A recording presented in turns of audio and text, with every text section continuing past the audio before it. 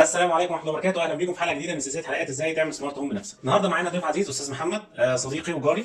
اتشرفنا بيك يا استاذ محمد. اهلا وسهلا بك يا دكتور. استاذ محمد خبره 20 سنه في مجال التحكم وتشغيل شبكات الكهرباء بشركه الكهرباء، وكان شغال برضه في مجال الكهرباء في شركه الاتصالات السعوديه في المملكه العربيه السعوديه، وعنده الخبره في تصميم وتنفيذ انظمه السمارت هوم وانظمه الحمايه الكهربائيه للمنشات والمنازل.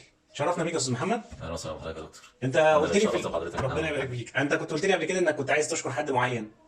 كنت عايز اشكر المهندس احمد ياسر، ده المرجعيه بتاعتي، وهو صاحب الخبره والمعلومات اللي عندي في مجال السمارت هوم. فانا حابب اشكره اول واحد، لان ده اول مره اطلع في فيديو، وهو صاحب الفضل عليا بصراحه، وهو المرجعيه ليا في اي حاجه بعد كده. شرفنا بيك وبالباشمهندس احمد.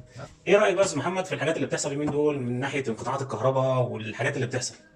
للاسف هي بتاثر علينا بشكل سلبي في حياتنا اليوميه، وطبعا بتاثر على الاقتصاد المصري وفي جميع مجالات حياتنا، يعني لانها بتاثر على اي حاجه سواء في المنزل او حتى اي حاجه تجاريه، مثلا مستشفيات، عيادات، صيدليات، اي حاجه تجاريه.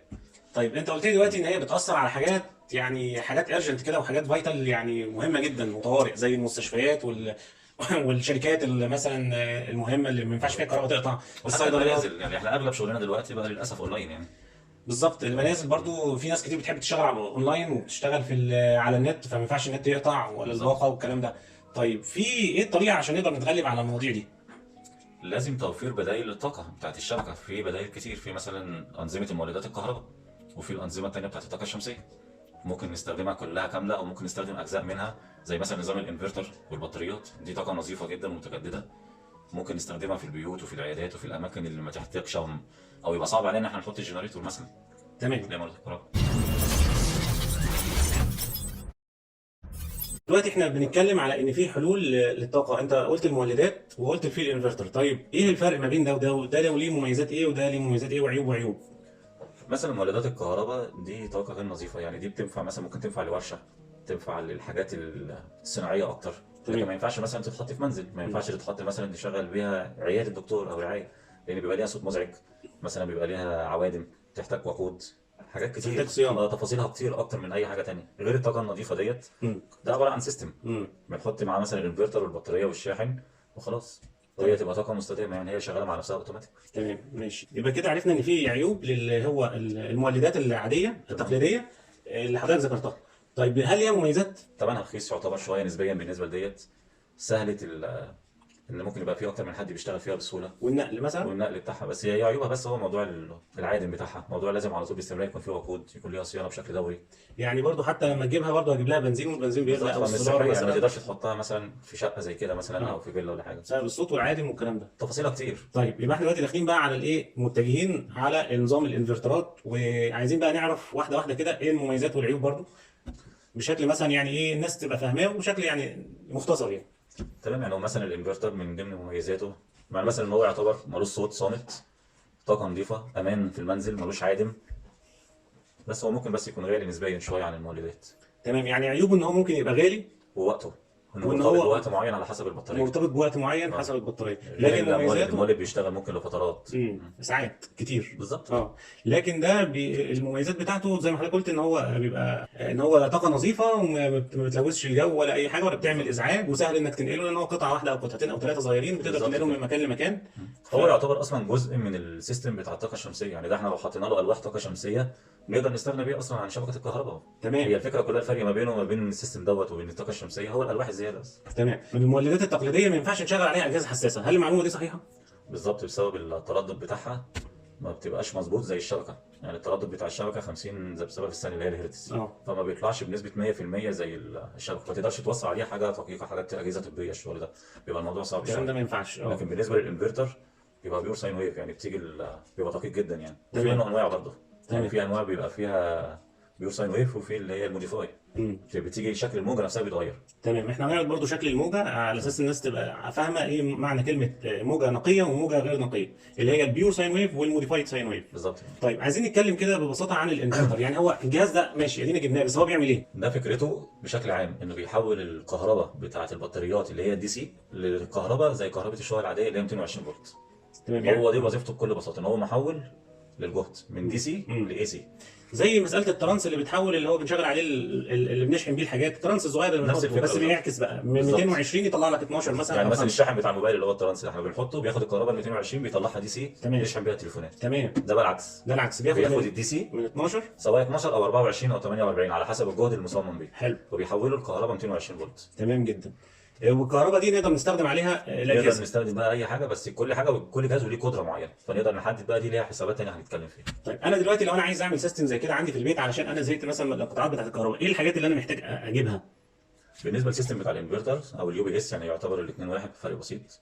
هو هنحتاج الانفرتر والبطاريه والشاحن اللي هيشحن البطاريه، بس كده. تمام. وانت قلت لي ان من شويه ان لو زودنا عليهم الواح طاقه شمسيه كده بقت حاجه بقى ثانيه سيستم خالص. منفصل بقى خالص. سيستم خالص تقدر تشغل عليه براحتك بالظبط. البيت كله، مش محتاج خالص شبكه الكهرباء الحكوميه مثلا. بس دي بيبقى ليها مناطق معينه واماكن معينه هي اللي بتحتاج حاجه زي كده، الاماكن البعيده عن الشبكه بشكل عام. في ناس تانية بتحب مثلا تتكلم في الطاقه الشمسيه في البيوت نفسها، يبقى عنده فيلا وفي الشبكه عنده وصله. ده في سيستم كويس شركه الكهرباء عاملاه برضو، بيبقى بيتعاقد مع شركه الكهرباء، بيجي له عداد، بس عداد بيبقى هجين، بيبقى بيسموه شبكه هجين مثلا. بياخد كهرباء من الشبكه عادي جدا، وبياخد الكهرباء من السيستم بتاع الطاقه الشمسيه اللي بيتصمم وبيخرج على شقته، وبيعمل زي مقصه كده ما بين الاستهلاك. اعتماده الاساسي بيبقى على الطاقه الشمسيه. نفترض مثلا الاعتماد على الطاقه الشمسيه اكتر، يعني استهلاكه خد حمل اكتر من الطاقه الشمسيه بيجيبه. مثلا لو افترضنا هي 5 كيلو مثلا المحطه، بيستاخد الفرق من الشبكه، وبيجي بعد كده بيدفع الفرق اللي هو دفعه بس. طب افترضنا العكس، بياخد هو حساب الفرق ده من شركه الكهرباء. تمام. يعني رصيد ليه. تمام، فهمتك. يعني انا كده مثلا اللي بيبقى عندهم الواح طاقه شمسيه، لو عندهم السيستم ده، لو تواصلوا مع يقدر يبيع لشركه الكهرباء، يقدر يبيع كهرباء لشركه الكهرباء لو الكهرباء اللي عنده ازيد من اللي بيته محتاجها. بالظبط. افرض مثلا هو العداد سافر، العداد عداد مخصوص مثلا، اسمه عداد مخصص هجين. لكده. بالظبط. بيوصل عليه لو في كهرباء طالعه من البيت زياده هو مش مستخدمها، لو هو مسافر زي ما بالظبط بتقول، كده. الكهرباء دي هتروح تغذي الشبكه الرئيسيه بتاعت بياخد شبكه فلوس الكهرباء، بتنزل له في العداد، وبينزل له رصيد. بالظبط كده. والعكس لو هو شغال بالطاقه الشمسيه واحتاج زياده فوقيها، بيدفع الفرق بس، هياخد من شركه الكهرباء كهرباء، والعداد هيعد عليه. تمام. والسيستم ده موفر اكتر لانك ما بتحتاجش فيه بطاريات، اللي هو اكتر حاجه بتتكلف او مكلفه في السيستم. يعني في السيستم ده اكتر حاجه مكلفه هي البطاريات. صحيح. السيستم ده كده احنا مش محتاجين بطاريات. هيبقى شغال بس على لانك هتبقى مثلا الصبح شغال على الطاقه الشمسيه وبالليل شغال على شركه الكهرباء. صح. تمام. بالظبط. يبقى قسمت كده مثلا الايه بالظبط اليوم. كده. تمام. طيب بالنسبه دلوقتي للانفرترات، انت قلت ان في منها بيور وفي موديفايد. تمام. امتى اختار ده وامتى اختار ده؟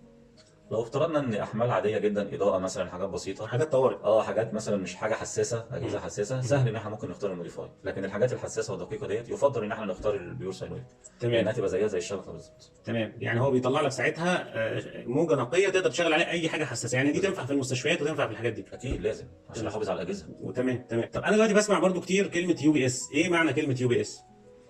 عشان نبسطها للناس يعني بشكل بسيط، مثلا الانفرتر ده بياخد كهرباء من البطاريه، وهنا الخارج بتاعه عباره عن فيشتين. تمام. الحضرتك اللي بتاخد منه من هنا وبتوصل على الحمل بتاعك بشكل يدوي لما الكهرباء تفصل. تمام. اليو بي اس بقى ما بيحتاجش تدخل منك. تمام. اوتوماتيك. الكهرباء فصلت مش هتحس اصلا ان الكهرباء قطعت. هو بيشتغل اوتوماتيك، بيعوض عن طريق البطاريه. الكهرباء رجعت يفصل ويشتغل على الشبكه ويبدا يشحن البطاريه. ده بشكل بسيط كده. يعني هو زي في حساس للكهرباء، يعني انت بتوصل منه الفيشه على طول في فيشه الكهرباء بدون اي تدخل. الكهرباء فصلت مثلا، الكهرباء العموميه فصلت، ده هيشتغل اوتوماتيك، هياخد من البطاريه يطلع 220 يغذي الشقه. بالظبط. الكهرباء رجعت، هيقوم واخد الكهرباء من الكهرباء الحكوميه من الفيشه بتاعتك ويبدا يشحن البطاريه. ده نظام اليو بي اس. انا كنت شفت له اشكال كده اللي هو عامل زي كيس الكمبيوتر كده. هي اشكال وانواع كتير بس الفكره واحده. يعني انت ده جايبه لوحده، جايب بطاريه لوحده، جايب شاحن لوحده، الثاني بيبقى حاجه سيستم كامل، يعني حاجه كامله على بعضها. تمام. انا برضو عايز اوضح نقطه، انا برضو كنت هشتري حاجه زي كده اللي هو انفرتر من هنا في مصر، لكن للاسف يعني ما لقيتش حاجه كانت كويسه. يعني كل ما باجي اخلي الناس المحل مثلا يجرب لي الانفرتر اللي انا هشتريه، بلاقيه مره يدخن، جاب لي انفرتر تاني ما بيشحنش البطاريه. حضرتك لسه بتجربه في المحل؟ وانا في المحل لسه. انا لسه ما شغلتوش اصلا. فهو طالع من الكرتونه. فيعني انا بصراحه اما سالت شويه كده عرفت ان الانفرترات اللي فيها خاصيه الشحن دي واللي هو شغاله باليو بي اس، يعني ان الكواليتي بتاعتها مش احسن حاجه. دي حاجه بترجع للمكان اللي حضرتك بتشتري منه وللاسم وللسمعه والماركه، وفي نفس الوقت لازم لما تشتري حاجه زي كده لازم تاخد عليها ضمان. ما تشتريش حاجه من غير ضمان في اي مجال عموما النهارده، في اي حاجه كهرباء ما تشتريش حاجه من غير ضمان. تمام. يعني في انفرترات بخاصيه اليو بي اس لكن ما فيهاش بطاريه، وفي انفرترات اللي هي اليو بي اس جواها بطاريه، صح كده؟ على حسب ما انت عايز تشتري ايه. هي دي الفكره كلها. البطاريه، يعني انا اللي برضو من جروبات الفيس وكده اللي شفت البطاريات اللي بتبقى جوه اليو بي اس بتبقى بطاريات اللي هي السعه بتاعتها قليله شويه، وعشان كده ممكن بتخلي لك الاجهزه بتاعتك شغاله 10 دقائق نص ساعه بالكتير لو انت بتقفل شغل على كمبيوتر. السيستم ده مم. الانفرتر بيعتمد على القدره اللي انت عايز تشغل بيها الاحمال بتاعتك ايه. مم. يعني الاحمال والقدره بتاعتها ايه، الحاجات اللي عايز تشغلها بتعتمد على الانفرتر. مم. البطاريه بتعتمد على الزمن. يعني احنا بنستخدم البطاريه اللي انت محتاج تشغل الاحمال اللي انت اخترتها دي لزمن قد ايه. تمام. هي دي الفكره. يعني انت البطاريه اللي حضرتك بتتكلم عليها مثلا بتقول 10 دقائق او نص ساعه، انت لو زودنا السعه بتاعت البطاريه تشتغل اكتر. هتقعد اكتر. بس هو بيبقى مدمج فيها البطاريه جوه الكيسه زي بتاع بالظبط. الكمبيوتر، هي فدي دي بقى لازم التفاصيل. فدي لازم يا اما تغيرها خالص يا اما تعمل لها تعديل عشان كده يفضل انا عن نفسي احب افصل الحاجه بناء على كل واحد غير التاني. انت بتفضل ان الواحد يجيب الحاجه على زي ما هو عايز ومحتاج. بالظبط، دي الفكره، عشان ما تجيبش حاجه ازيد من احتياجك او حاجه اقل. تمام.